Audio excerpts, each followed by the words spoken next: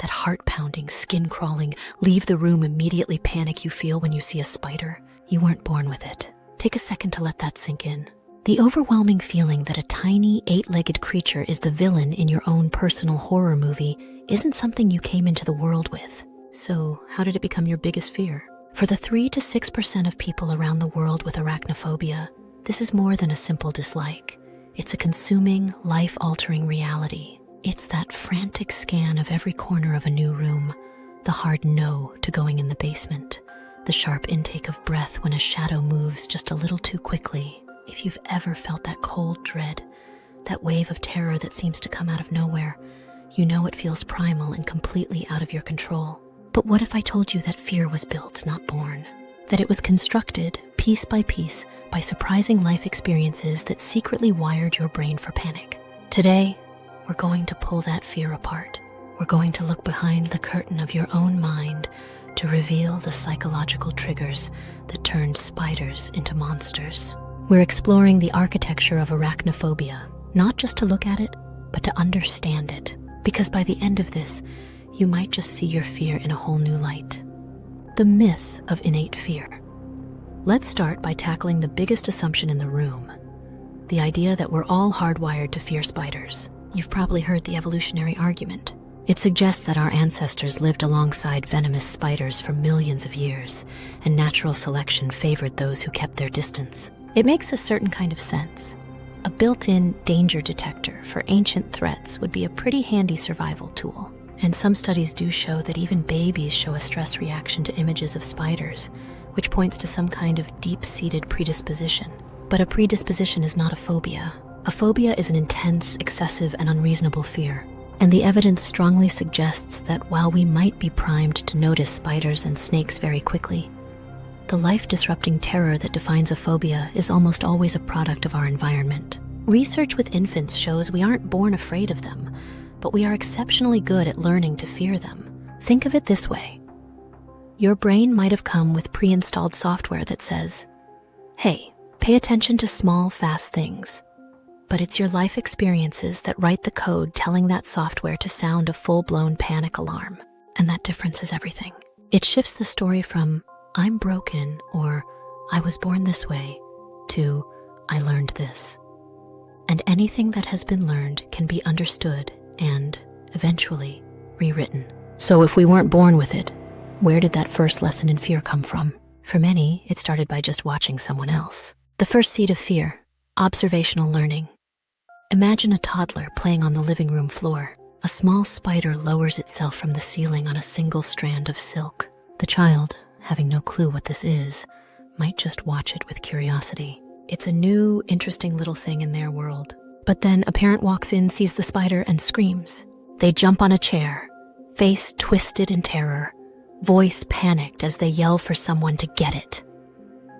In that one moment, a powerful lesson is being taught.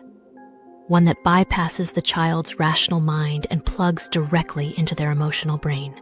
This is called observational learning, and it's one of the most common ways a phobia gets started. Kids are learning machines, constantly watching their caregivers to figure out how to react to the world. When a trusted adult, their protector, reacts to a spider with pure terror, the child's brain makes a simple, powerful link. That thing must be incredibly dangerous. This is also known as vicarious conditioning. The child doesn't have to be bitten or even touched. They essentially catch the fear from their parent, connecting the neutral object, the spider, with the extremely negative emotional response, the parent's panic. From an evolutionary standpoint, it's a survival shortcut. You learn what to avoid without having to go through a dangerous encounter yourself. Recent studies show this connection is even deeper than we thought. Research has found that kids whose bodies sync up with their parents, meaning their heart rates and sweat responses mirror each other, are even more likely to learn the fear.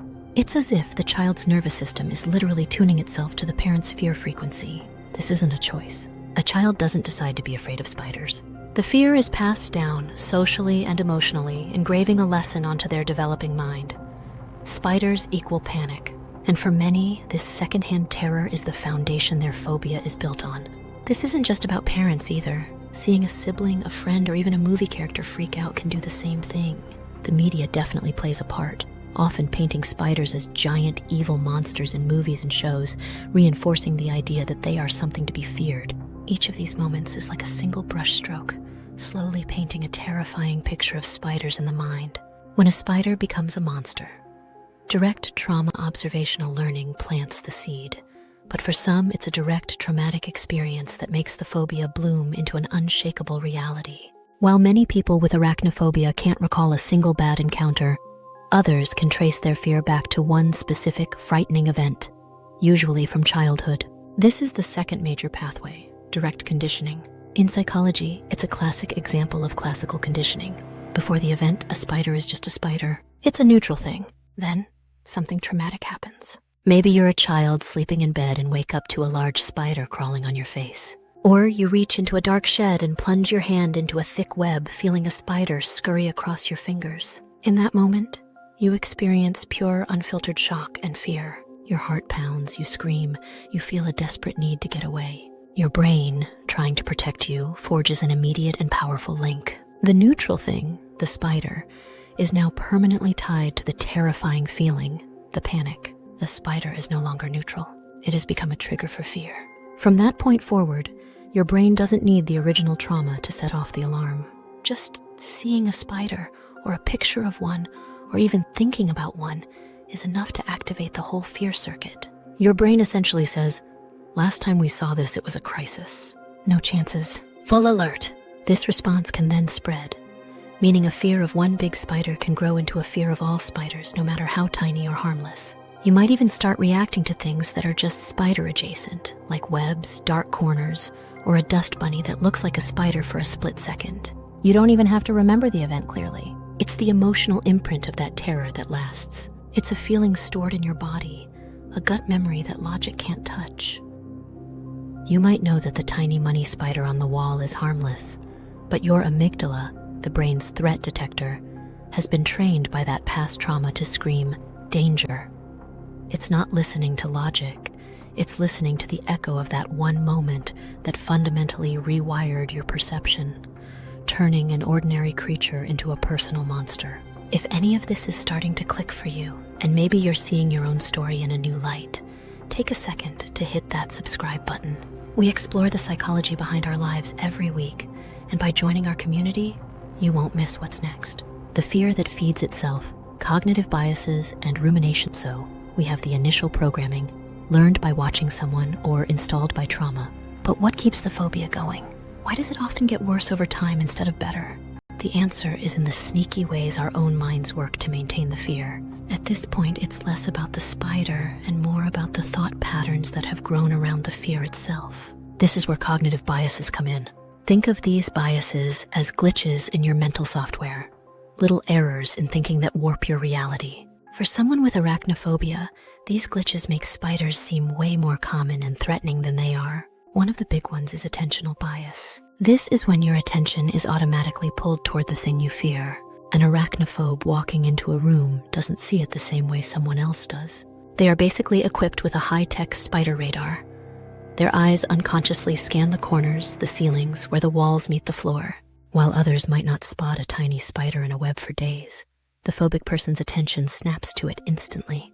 This constant scanning reinforces the belief that spiders are everywhere, creating a feeling of being under constant siege. Next is interpretative bias, which is the tendency to see threats in ambiguous situations. A dark speck on the wall isn't just a speck, it's probably a spider. A tickle on your arm isn't an itch, it could be a spider. Studies have even shown that when people with a spider phobia are shown blurry images that are halfway between a flower and a spider, they are far more likely to say it's a spider. Their brains are primed to see the threat, even when it isn't really there. They also tend to misjudge the size and speed of spiders, making them seem bigger and faster than they really are. These biases create a distorted reality, but the brain doesn't stop there. It actively rehearses the fear through fear rumination. This is just repetitively thinking about a negative feeling. For an arachnophobe, it means replaying that scary spider encounter from years ago. It means imagining all the ways you might run into a spider on vacation in a new apartment or in your car. This isn't just daydreaming, it's a kind of mental practice for being scared. Every time you dwell on that fear, you strengthen the neural pathways for it. It's like walking the same path in a forest every day. Eventually, that path becomes a deep, well-worn rut that's easy to fall into. The more you think anxious thoughts about spiders, the deeper that neural rut gets. This leads to anticipatory anxiety, where the fear isn't just about seeing a spider, it's about the fear of potentially seeing one. This is why people avoid camping or gardening. They aren't just avoiding spiders. They are avoiding the feeling of fear itself, a fear their own minds constantly magnify. The perfect storm, stress and vulnerability, the factors we've talked about, learning, trauma, and mental habits, are the main architects of arachnophobia, but they don't operate in a vacuum.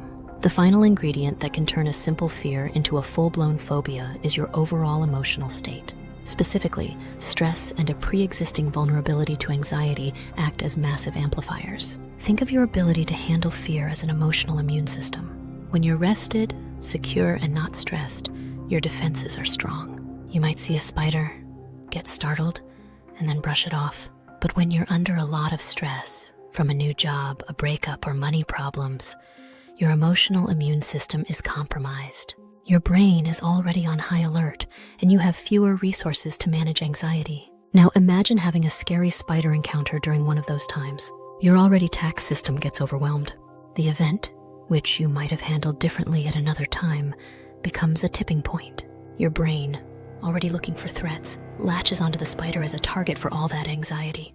This perfect storm of high stress and a negative trigger can allow a phobia to take root. The other factor is a personal or family history of anxiety. Anxiety can have a genetic component.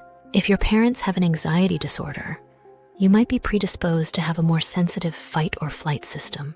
This doesn't mean you're destined to have a phobia, but it might mean your baseline anxiety is a bit higher. When this biological predisposition meets the environmental causes, the risk shoots up. A child who is already prone to anxiety and then sees their parent have a phobic reaction to a spider gets a double hit. Their genes may have loaded the gun, but it's the experience that pulls the trigger. This helps explain why two people can have the same bad experience with a spider, but only one develops a phobia. It's a complex dance between nature and nurture, brain chemistry and life experience, all coming together to create this very real and powerful fear. The path forward.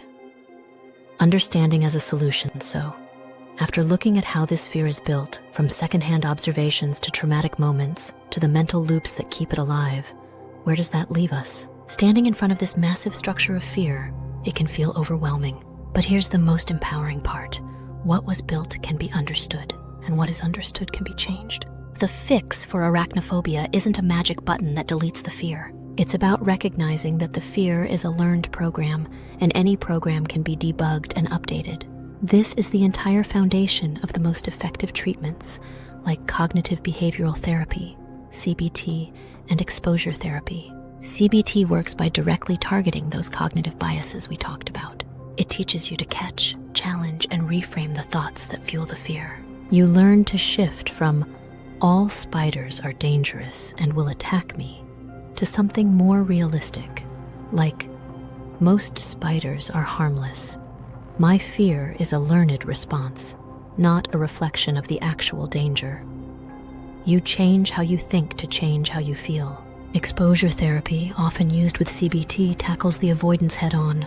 It means gradually and safely exposing yourself to spiders in a controlled way, starting small, maybe with a cartoon drawing, and slowly working up to seeing a real spider in a container across the room. Each step is designed to retrain your brain. With every exposure where nothing bad happens, you're giving your brain new, safe evidence. You are actively overwriting the old, panicked code with a new one that says, "See? This isn't a threat." It slowly turns down the volume on your fight or flight response. You don't have to sign up for therapy tomorrow to start this process. The first and most powerful step is the one you've just taken. Understanding. Understanding that you weren't born this way. Understanding that your fear is a logical, if painful, result of specific psychological processes. It's not a character flaw. It's a survival mechanism that's been turned up too high. The fear you feel is real, but the story that fear tells you about spiders is not. It's a story written by a panicked parent, a scary childhood moment, or a mind stuck in an anxious loop. But you are the editor of your own mind. By understanding where the fear comes from, you reclaim a piece of your power. You're no longer just a victim of the fear. You're an observer of it. And from that position, you can start to rebuild. Now I want to hear from you. What's your story with this fear? Do you remember where it started? Share your experience in the comments below. Your story might be the one that helps someone else feel a little less alone. Thanks for watching.